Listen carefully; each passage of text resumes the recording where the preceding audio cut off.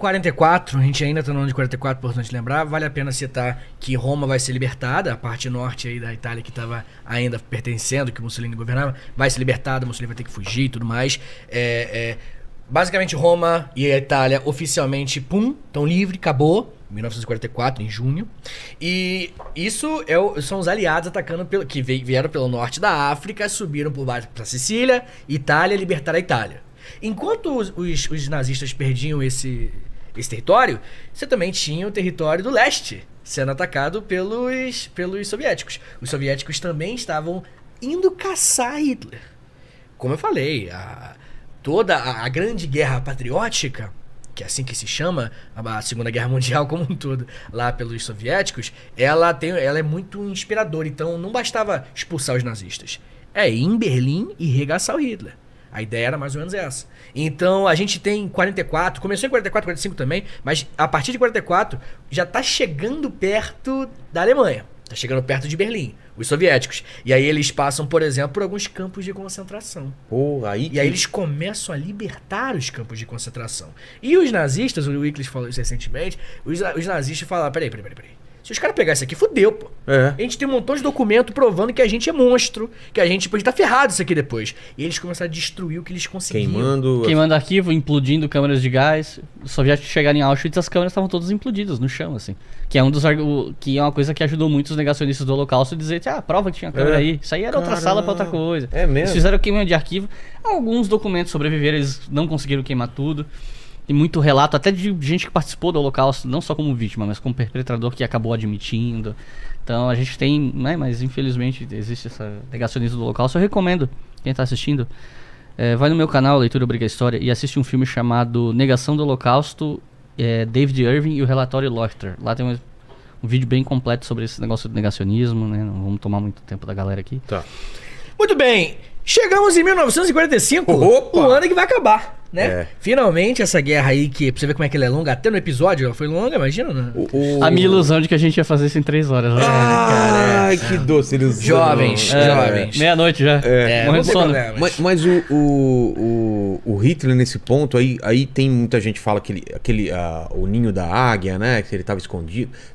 Ele começa a ficar paranoico. Não, ele não tava escondido no ninho da águia. É que a ninho da águia era meio que não vou dizer resort, mas era um lugar assim que ele ia pra passar uns dias de folga, etc. Tá. Não era um esconderijo, não era um banco. Não, era meio que assim, a cúpula nazista ia lá passar uns dias de folga e tal. Na verdade, por que você não aproveita e segue esse gancho que acho que dá pra encaixar aqui no roteiro? Fala sobre a ofensiva, né, invasão em Berlim, né, como os soviéticos chegaram em Berlim, e como que o Hitler... Kurt Cobain, né? Foi de Kurt Cobain. Kurt Cobain.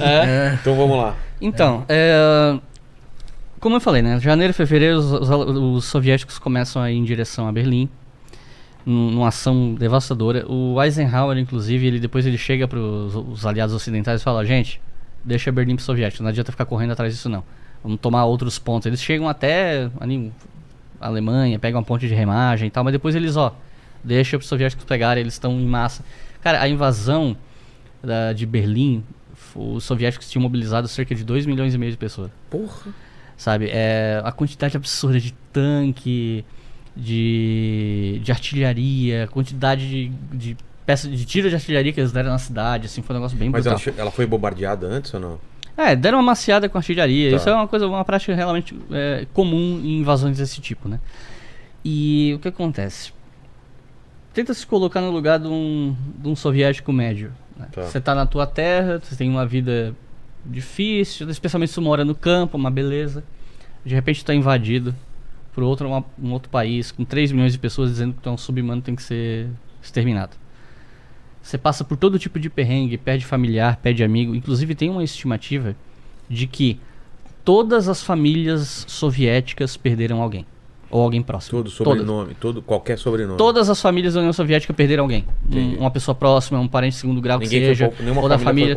Todas as famílias foram afetadas de um jeito ou de outro. É uma estimativa que eu não sei até que ponto é fidedigna, mas ela... plausível, né? Ela é pelo menos verossímil.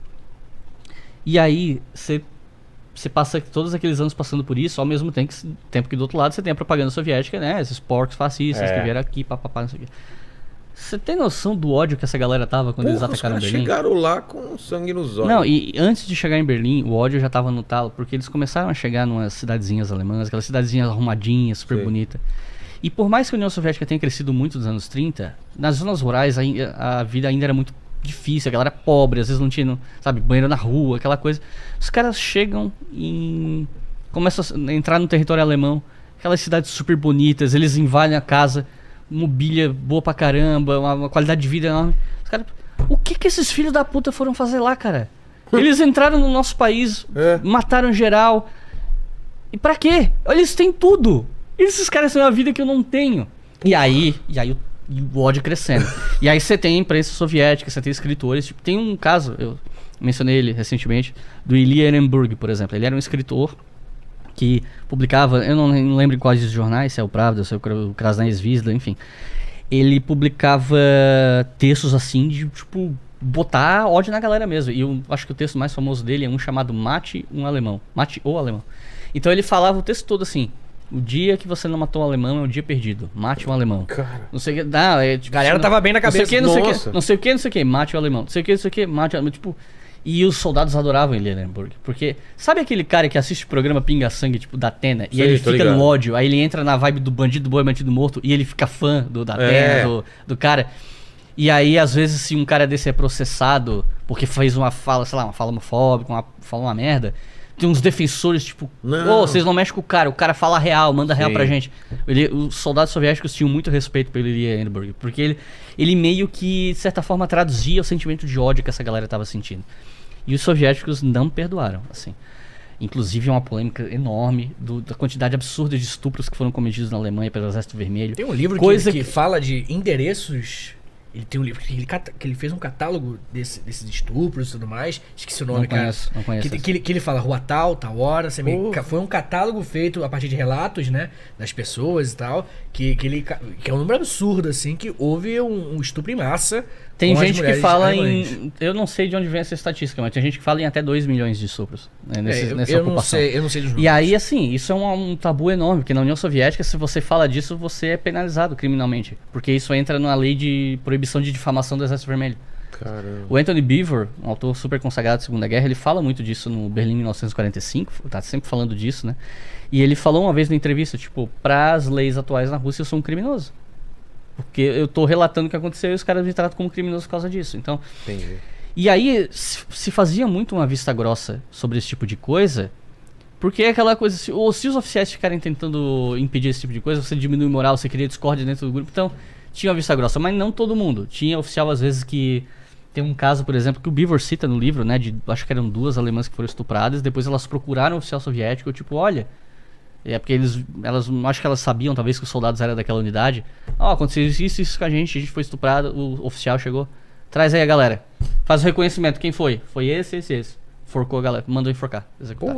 Então, assim, tinha oficial soviético em linha dura, não, a gente não quer que isso seja feito. Mas a maioria fazia vista grossa porque naquele contexto de caos de batalha, mano, deixa a galera fazer o que quiser, depois que eles fizeram com a gente. E aí, isso levanta polêmica até hoje e influenciou o pós-guerra na Alemanha Ocidental também.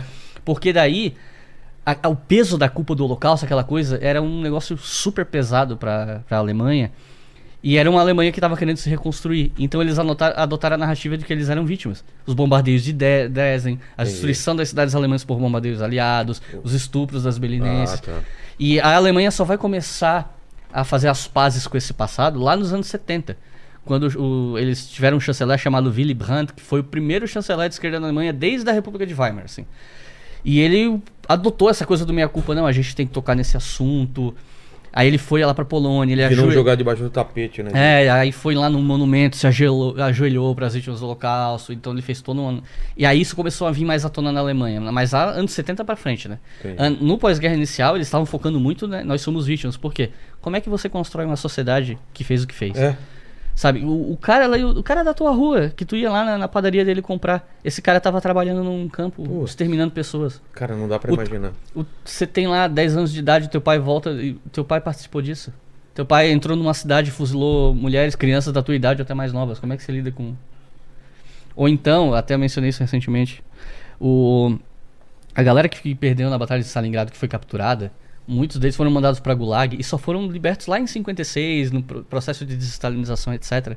Agora tu pensa, tu é um soldado alemão, tu vai pra guerra com a promessa de que a guerra vai acabar antes do Natal. Você toma no rabo a Batalha de Stalingrado inteira, você é capturado, vai pra um campo de prisioneiro soviético, trabalho forçado, fica lá muito mais tempo do que tu ficou na guerra. Você entra lá em 43, sai em 56. Porra. E aí você volta pra Alemanha, chega lá, tua esposa tá casada com outro, teu filho não te reconhece como pai, tu não tem, a casa não é mais tua. A sociedade mudou, o que você faz? Então, foi um trauma muito pesado pra Alemanha. Que eles tiveram que lidar do jeito que dava. E o jeito que eles conseguiram é, vamos focar aqui no que a gente passou de mal também, porque talvez seja o jeito que a gente vai conseguir reconstruir essa nação, né? Aí depois tem divisão da Alemanha, não sei. Entendi. Mas... Enfim. E o negócio de Hitler e tal, né? O Kurt Cobain. Então, assim, Hitler, ele recebeu a notícia, quando ele tava no bunker dele, Em Berlim. que Mussolini tinha sido pego pelos partisanos, foi morto pelos partisanos, penduraram ele num posto de gasolina com a amante dele, e a galera jogando pedra no cadáver dele. Essa Tem foto a gente Mussolini. não vai nem colocar aqui, Claro, porque claro. ela é muito agressiva. Então, assim, a galera vilipêndia cuspindo, e essa notícia chegou no Hitler. Ele ficou absurdamente transtornado, porque ele pensou, vai acontecer a mesma coisa comigo. Mas não, acontecer pior, né? Ou pior, né? E aí ele decide, não, vou de base. E aí, né, ele ainda testou veneno no cachorro dele. Eu recomendo, Sério? pra ver se ia fazer efeito. Eu recomendo muito a galera, quem não assistiu ainda, assista A Queda, As Últimas Horas de Hitler. Cara, Esse eu filme não vi esse filme até hoje, Cara, vale a pena esse mesmo? filme é Tem maravilhoso. aquela cena cara. famosa, né, que o pessoal faz Esse meme. filme é maravilhoso. E ele é muito baseado nas memórias da...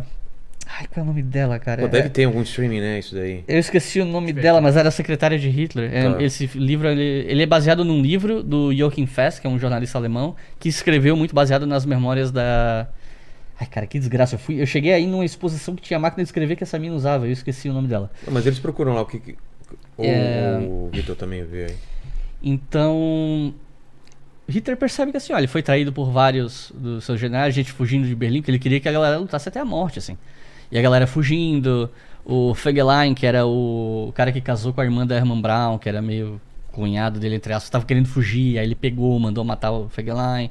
Então, assim, foi um caos. Aí o Joseph Goebbels estava no bunker também, aí ele se matou, ele, a esposa e os filhos, as crianças se mataram também com veneno. Porque eles sabiam que os soviéticos iam, sabe, ia ser um... Era capaz de eles levarem Hitler lá pra Moscou numa coleira e botar ele, sabe, na frente da galera. Então, eu não vou passar por isso, não. Se matou. E aí, o comando... Assim, se esperava que o sucessor natural de Hitler fosse o Hermann Göring, que era o cara que comandava a Luftwaffe, né, a Força Aérea Alemã. Ele era um herói de guerra da Primeira Guerra, sabe? Também era um aviador alemão, que lutou ao lado do Barão Vermelho, junto com o Wolfgang von Richthofen, né, o primo. O irmão do Barão Vermelho foi um oficial importante da Luftwaffe na Segunda Guerra, e até onde se sabe era um nazistão mesmo, não era só tipo, estou defendendo minha pátria, não, o cara era... E o Hermann Göring era um herói da Primeira Guerra, papó, e era o cara que comandou a Luftwaffe durante toda a guerra. Se esperava que ele fosse o sucessor natural de Hitler, se não me falha a memória, o comando foi pro Karl Dönitz, que era o comandante da Kriegsmarine, que era a marinha, né. E aí logo Hitler se mata dia 30 de abril, e logo a Alemanha já quer assinar a rendição. Se não me engano, lá para dia 2 eles já estavam querendo assinar. Só que os alemães estavam querendo assinar com os aliados ocidentais. A União Soviética, não. Calma lá. A gente passa por tudo isso, a gente invade Berlim, toma a cidade. Assinar a rendição com os ocidentais é o cacete, volta aqui. Aí a batalha durou mais uns dias. E aí no dia 8 de maio é assinada formalmente a rendição com a presença soviética. E esse incidente gera um conflito até hoje. Por quê? A rendição foi assinada no dia 8 de maio, de noite, no horário da Alemanha. Na União Soviética, era 9 de maio. Por isso que a Rússia comemora o dia da vitória no dia 9 e a Europa Ocidental no dia 8. Entendi. E aí, quando um país tá de mal com a Rússia, às vezes o presidente vai lá e participa de comemoração no dia 8. Entendi. Quando a relação tá muito boa, tem alguém muito próximo do lado do Putin, ele vai no dia 9. Aí então... o número de pessoas, de presidentes, autoridades que vai num ou vai numa outra comemoração depende muito das relações com a Rússia, como uma coisa de marcar a posição, né? Então por isso que a marcha do Dia da Vitória acontece dia 9, é sempre um evento gigante na Rússia. E aí tá todo mundo curiosíssimo, é semana que vem já, do que dia 9, né, terça-feira. A galera tá curiosíssima de como é que vai ser essa marcha, que discurso que o Putin vai fazer, porque né, a guerra na Ucrânia tá acontecendo, né? Recentemente aí teve parece que teve um ataque de drone no Kremlin aí, um drone russo, então... Tá todo mundo muito curioso como é que vai ser essa essas comemorações e como vão ser na Europa Ocidental, né? Dia 8, a galera provavelmente vai descer o sarrafo na Rússia também. E, enfim, em termos gerais, o front...